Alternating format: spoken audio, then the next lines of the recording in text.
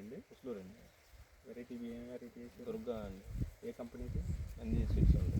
Nandi seeds. మీ పేరు? సురేష్ అండి. ఇంటి పేరు? కాండ్రా సురేష్. ఎట్లా ఉంది సార్ ఈ వెరైటీ? సూపర్గా ఉందండి అసలు. మీకు వేసినప్పుడు ఏ సంవత్సరం వేసారు? గత సంవత్సరం ఎప్పుడన్నా? ఈ సంవత్సరం అండి. ఈ సంవత్సరం వేసారు.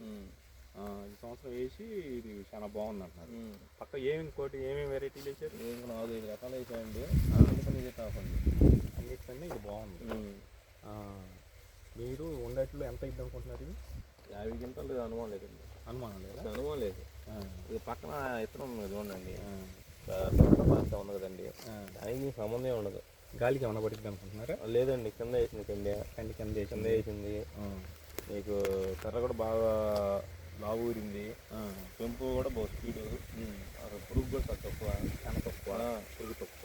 2 సార్లు నేను ముందు వేసింది మీకు.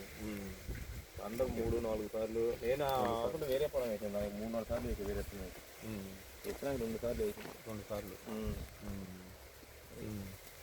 ఏంటి స్పెషల్ ఏంటండి ఈ మొక్కజొన్న? 2 కండ్లు అయితే 2టికి పాలు పోసుకుందండి. అది కాదు, ఇందాక మీరు వేరేదే చెప్పారు కదా. నాయసరా దీనికి మీసాల్లాగా వస్తాయండి పైన. కలవదండి అసలు. ఏ వెరైటీలో కలవదు అసలు. స్పెషల్గా ఉంది. దీని రంగు కూడా వేరుగా ఉండిద్ది అసలు. కలర్ వేరు. అదొక రంగు. ఆకులు కూడా రంగులో ఉంటాయి. స్టార్ట్ నాయసరావు కట్ చేసి స్టార్ట్. పుసులూరు గ్రామం కాండ్రా సురేష్ గారండి. ఇది నందిని సీడ్స్ వారి దుర్గా మొక్కజొన్న వేసినారు.